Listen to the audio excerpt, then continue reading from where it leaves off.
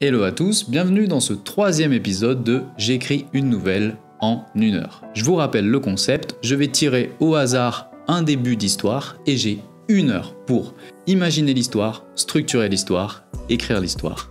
Et à la fin, vous aurez un petit livre audio de cette nouvelle. Pour le premier épisode, on avait eu une ambiance un peu thriller. D'ailleurs, je vous invite à aller voir, elle doit s'afficher quelque part par là. Pour le deuxième épisode, on avait eu de l'humour et de l'absurde. Donc j'espère que dans ce troisième épisode, je vais pouvoir aborder un nouveau genre. Et donc, sans plus attendre, le sujet du troisième épisode. Ok, donc j'ai fait une petite traduction Google parce que je suis nul en anglais. Et donc en gros le sujet c'est lorsque des terroristes attaquent, un magicien et son assistante vont faire un voyage à travers le temps et l'espace et l'intrigue se complique par l'attaque d'un monstre marin géant. Ok, il y a beaucoup d'éléments, ça semble un petit peu absurde mais bon bref, je vais lancer le chrono et puis on va voir ce qu'on peut en tirer en 1 heure. C'est parti!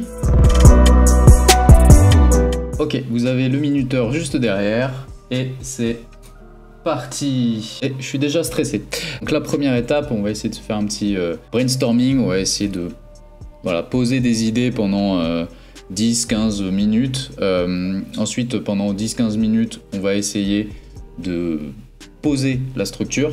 Et enfin, il me restera entre 40 minutes au mieux du mieux ou entre 30 minutes au minimum pour écrire cette nouvelle. Ça pourrait être un truc où cette attaque terroriste, j'ai pas envie de travailler l'attaque terroriste, j'ai vraiment envie de travailler les deux personnages, le magicien et l'assistant, le côté voyage à travers le temps et l'espace et ce fameux monstre marin. Peut-être que ça pourrait être... que cette attaque terroriste, désolé je me recoiffe la moustache en même temps, peut-être que cette attaque terroriste, elle a ouvert une brèche vers quelque part. Parce que magicien, on pourrait partir sur un truc de à la Marvel un peu, ou magicien dans le sens sorcier qui maîtrise les dimensions et tout. Mais ça peut être un contre-pied, ça peut être un magicien de spectacle en mode il sort des lapins de son chapeau et tout. Peut-être un peu amer. Alors c'est très compliqué en si peu de temps de créer développement de personnage avec vraiment un personnage qui a tel pensée, qui a telle situation A et de l'amener à changer, mais peut-être que je peux essayer de faire quelque chose où justement le côté voyage à travers le temps, l'espace, le monstre marin et tout, on sait que ça n'existe pas, tout comme finalement les magiciens, on sait qu'il y a un truc derrière.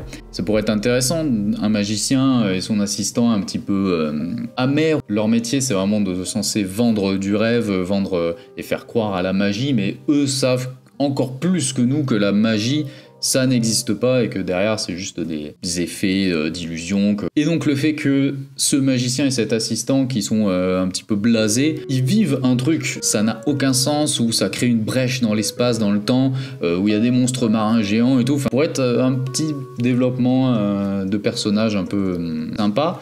Est-ce qu'ils vont visiter plusieurs temporalités, un peu comme le film La machine à voyager ou la machine à remonter dans le temps, je sais plus.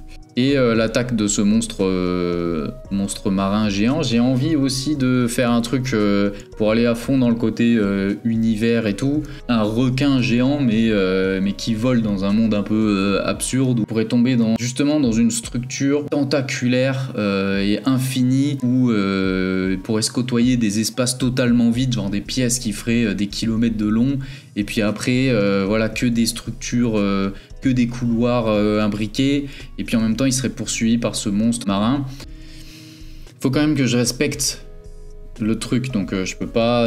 il faut quand même qu'on ait ce côté voyage à travers le temps et à travers l'espace. À travers le temps, ça pourrait être un petit twist... j'ai une idée d'un twist final qui pourrait être intéressant, et donc ça serait ça, le truc voyage à travers le temps. Et à travers l'espace, c'est pas forcément... je vais me permettre une petite liberté, mais j'imagine pas ça forcément comme l'espace dans genre Star Wars, ils arrivent sur une planète et tout. J'imagine ça vraiment à travers l'espace, à travers des espaces, un peu comme les backrooms. Si vous connaissez pas le concept des backrooms, tapez backroom sur internet et vous allez voir, c'est totalement fou, mais un truc comme ça où où voilà, il traverserait des espaces qui sont fantastiques. Donc comme je disais, une pièce qui ferait des kilomètres. Le monstre marin géant, je me disais peut-être, je sais pas, j'imaginerais plus un truc, une murène géante, quoi, un truc qui pourrait, justement, si je fais un monde où c'est que des tuyaux, bah, un truc qui pourrait se glisser un peu partout. Une murène, je me dis c'est pas mal, ça peut se glisser un peu partout, en même temps ça a vraiment une gueule dégueulasse. Et je vois qu'il reste 48 minutes, donc bon, j'ai brainstormé un petit peu tout ça. On va passer tout de suite à la structure. Vu le temps qui nous est imparti, ça va être une structure hyper basique, mais voilà. Prenons quand même 10 minutes pour créer la structure, et après je passerai à l'écriture. Ok, structure, je vais pas pouvoir faire une structure vraiment incroyable, donc ça va être vraiment une structure très basique, situation initiale, éléments déclencheurs, etc. Parce que dans le temps qui m'est imparti, il faut quand même qu'on ressente peut-être le côté plusieurs espaces, donc je vais pas pouvoir m'attarder sur vraiment la situation initiale. Et d'ailleurs la situation initiale pour moi ça va être entrer dans le vif du sujet, de rentrer dans, je sais pas encore en termes de narration, si je vais parler à la première personne ou à la troisième personne. Ça peut être encore plus immersif si le narrateur c'est narrateur jeu, donc potentiellement le magicien. Donc voilà, je pense dans la structure on va rentrer situation initiale, on va rentrer dans le vif du sujet, le personnage va voilà, se rappeler qu'il y a eu une explosion, il va se demander attaque terroriste ou pas, il va se rappeler des gens qui se mettent à courir et tout, et après tout devient flou, et voilà, je passe tout de suite à, il y a son assistant avec lui, ils sont dans un espace étrange, ils savent pas trop où ils sont. Ça c'est pour la situation initiale, ils vont explorer un petit peu très rapidement des espaces. Voilà, je vais me noter ça déjà. Élément déclencheur, bah, c'est qu'il y a alors murène ou alors poulpe, je sais pas encore. Dans cet exercice d'écrire des nouvelles en 1 heure, c'est sûr qu'il y a une part d'improvisation, hein, c'est sûr. Ce qui les amène donc à fuir et à essayer encore plus de chercher une porte de sortie ou d'essayer de quitter cet univers. Oh, c'est dur. Oh là là, c'est dur. Péripéties. Après, ce que j'aime bien, c'est toujours essayer que l'histoire raconte quelque chose. Alors, l'histoire d'un magicien qui croit plus trop.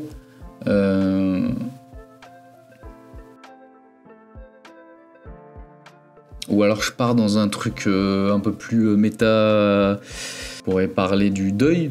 Genre le magicien et son assistant, son assistante, du coup ça serait sa femme, et ils ont perdu un enfant, et du coup depuis qu'ils ont perdu cet enfant, le magicien il a plus goût à émerveiller les enfants par exemple, il a plus goût à rien. Leur enfant il se serait noyé, et la murène ça symboliserait un peu cet univers aquatique, ce deuil qu'ils n'ont pas fait et qui les dévore.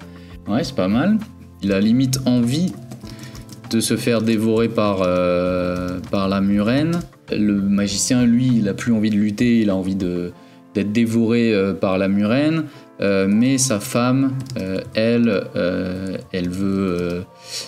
veut vivre encore, elle veut se battre. À nouveau, il croit en lui, il croit qu'il peut surmonter cette épreuve, qu'il peut peut-être vivre, qu'il peut peut-être à nouveau être heureux. Et donc voilà, c'est la dernière épreuve et ils doivent passer cette porte aquatique, ils doivent affronter le deuil de leur enfant. Pas vous spoiler la fin parce que sinon vous vous dites bah ça sert à quoi d'écouter le livre audio juste après, donc je vous spoil pas le dénouement, retournement final.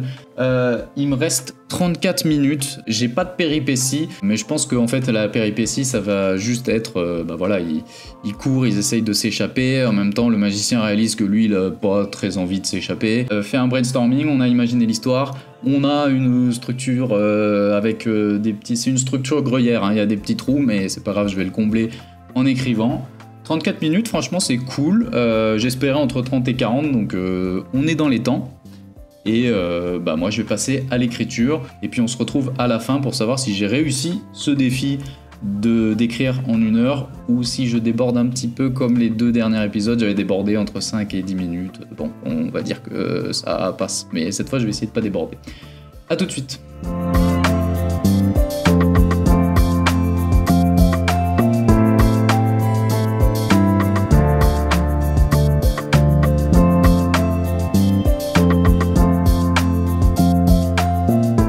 Et voilà, terminé, donc j'ai mis 1h19. Bon, on peut se dire que le challenge est raté, mais en tout cas, je suis allé au bout de la nouvelle et je la trouve plutôt cool pour le temps imparti, on va dire. J'espère qu'elle va vous plaire. Je suis content parce que là, on est plus dans de la science-fiction drame, on va dire. Donc encore un truc nouveau que j'avais pas fait avant. Là, vous allez entendre le petit livre audio de cette nouvelle, voilà, avec des petits bruitages et tout. On essaye de faire ça bien. Si vous avez aimé la vidéo, n'hésitez pas à laisser un petit pouce, à vous abonner, ça me fera très plaisir, à partager la nouvelle si vous avez envie de la partager à quelqu'un. Moi, je vous dis à très bientôt, et d'ici là, portez-vous bien et écrivez bien. Ciao!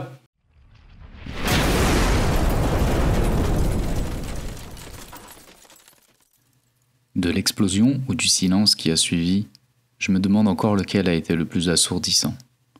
Une bombe nucléaire, une attaque terroriste, une fuite de gaz, ce qui a provoqué cet énorme boom? Aucune idée. Peut-être que je ne le saurai jamais. Mon cerveau baigne dans une bouillie de souvenirs, une soupe de neurones avariés. Je nous revois, Eva et moi, pousser les chariots remplis de nos accessoires.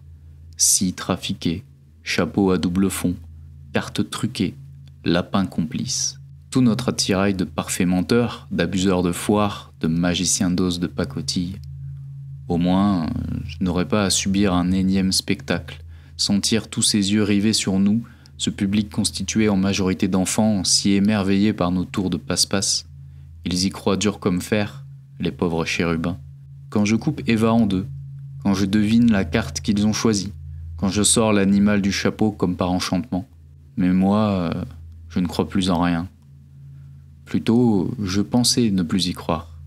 Mais nous sommes bien là, Eva et moi, transportés dans cet univers, ce lieu, cet endroit incompréhensible. Je sens la main de ma femme, si petite, si tendue, qui serre la mienne. Pas de regard, pas de mots. Qu'aurions-nous à nous dire? Quelle phrase pourrait expliquer le voyage que nous entamons? L'explosion nous a projetés dans une dimension étrange, inquiétante par sa tranquillité que je ne saurais expliquer. Seuls les bruits de nos pas résonnent dans cette pièce, blanche du sol au plafond, et qui paraît mesurer une dizaine de kilomètres de long et peut-être autant de large. En vérité, nous n'en savons rien. 2 heures que nous marchons, peut-être 3 à vrai dire, nous avons perdu la notion du temps. Au début, je ne voulais pas y croire. Mon esprit refusait pareille architecture. Mais maintenant, des pensées folles me traversent. Et si l'endroit n'avait pas de fin? Ma seule certitude, le plafond mesure une dizaine de mètres de haut. Nous pouvons apercevoir certaines imperfections, des fissures, des taches d'humidité à laquelle notre rationalité s'accroche comme des toiles d'araignée. Tu penses que nous sommes morts? Eva a la voix brisée de peur. Ces mots se sont répétés une trentaine de fois. On rebondit dans cette immensité comme si elle avait parlé à travers un haut-parleur démesuré. Je lui chuchote. Je n'en sais rien. Je mens. Pareil édifice ne peut être que dans nos têtes. Nous sommes sûrement dans le coma, à l'article de notre mort. Nos corps doivent être dans un hôpital, branchés à des appareils. Étrangement, ça ne me fait rien. Pire, je crois être soulagé. Je pourrais enfin revoir notre fille, Lucie. 10 ans qu'elle nous a quittés, 10 ans que je survis, comme si l'on m'avait dévoilé le truc, l'astuce du tour de magie de la vie. Nous avons marché longtemps avec Eva, si longtemps. La pièce a fini par dévoiler son issue. Enfin, une porte menant à une autre porte, menant à une autre porte, menant à une autre porte, menant à une autre porte, menant à une autre porte, menant à une autre porte, menant à une autre porte, menant à une autre porte, et derrière cette porte, un conduit, à peine la taille d'un être humain. Au début, j'ai voulu compter les conduits, les tournants, les bifurcations. Mais à 3213, je me suis lassé, épuisé par mon propre calcul. Eva ne me lâche pas la main, ce qui rend notre périple encore plus lent. Je n'ai pas la force de la froisser. Je n'ai plus la force de rien. Nos pieds ont dépassé le stade de la douleur, ils sont totalement anesthésiés. Si je le pouvais, je boirais un lac entier et mangerais 10 burgers, non, 100 burgers avant d'être rassasié, peut-être plus. Eva ne dit plus rien. Nous nous éloignons un peu plus à chaque avancée, malgré nos doigts entrelacés. Elle avance, elle, dans l'espoir de trouver une issue. Je crois que j'avance vers ma fin, et elle le sait, d'où son étreinte. Soudain, dans notre galaxie de silence, un bruit vient de naître, juste derrière nous. Nous virevoltons dans un sursaut, un frottement, si lointain que je me demande s'il ne s'agit pas juste du son de mon cœur qui bat, mais ça se rapproche. Encore. Quelque chose se traîne dans ces conduits, quelque chose d'assez gros pour frotter toutes les parois en même temps. La chose avance, droit sur nous. Eva me pousse pour avancer, je la retiens pour attendre. Juste un coup d'œil sur ce qui vient à notre rencontre. Un minuscule coup d'œil, nous sommes si seuls depuis tellement de temps. Là, c'est assez près maintenant. Je peux apercevoir 2 ronds noirs briller dans cette blancheur immaculée, 2 yeux immenses, un museau allongé et une mâchoire affamée. C'est impossible. Une murène de cette taille. Cours, Abel, cours, me hurle Eva. Mais mes pieds se sont figés sur place, de terreur. Je sens une main gifler ma joue, ce qui enclenche mon système nerveux. Nous détalons alors que la créature immonde pousse des grognements assourdissants. Pourquoi Eva veut-elle encore se battre? Où trouve-t-elle cette énergie? Ces tuyaux n'auront aucune fin, si ce n'est la nôtre. Nous ne pourrons pas échapper à ce monstre. Quelle ironie. Je vais me faire dévorer par un monstre marin géant. Je repense à Lucie, à cet après-midi au bord du lac, à mon inattention, à son corps repêché. Je devrais m'arrêter ici et maintenant et embrasser mon destin. Peut-être que cette murène est la clé pour retrouver ma fille, la rejoindre là où elle est. Plus vite, Abel, elle nous rattrape. Eva crie à s'en arracher la gorge. Mais tout est fini, mon amour. Je sais où mène ce conduit, à un autre conduit qui mènera à un autre conduit, puis un autre, et encore un autre, et encore un autre, jusqu'à ce que nous finissions dans le ventre de ce monstre. Là, regarde, la porte. Une sortie apparaît à une dizaine de mètres devant nous. Je sens le souffle nauséabond de la murène dans mon dos. Pardonne-moi, Eva, mais je vais lâcher ta main. Je veux en finir. Mon cœur voudrait tout abandonner, mais sans explication, mon corps continue à s'accrocher à la femme de ma vie.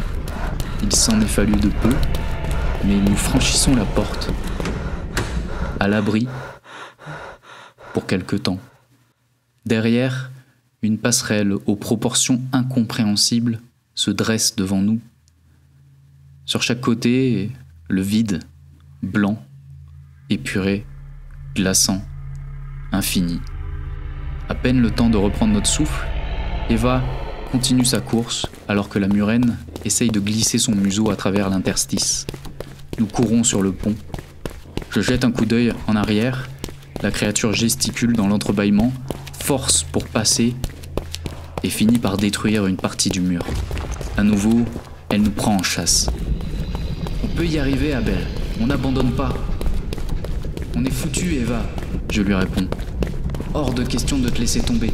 On peut y arriver, ensemble. Dans cette course effrénée, je me retrouve soudainement devant ma femme. Sa main s'est échappée de la mienne. Je vois son corps s'écrouler de tout son long. Sur le sol immaculé de la passerelle, elle a trébuché.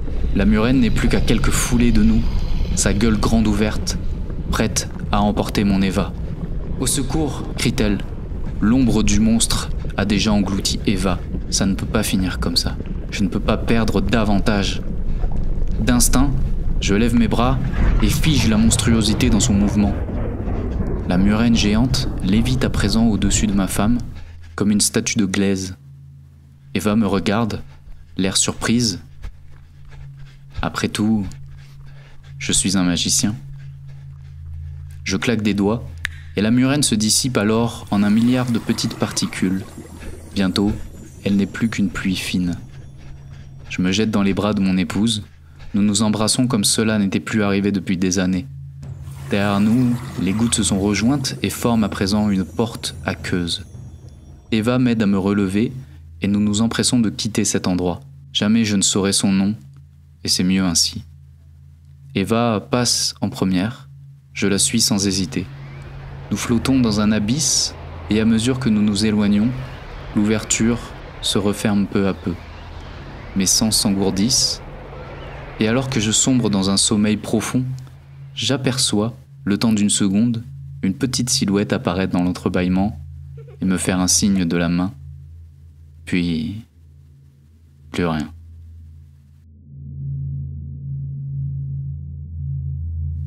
Quelques années plus tard.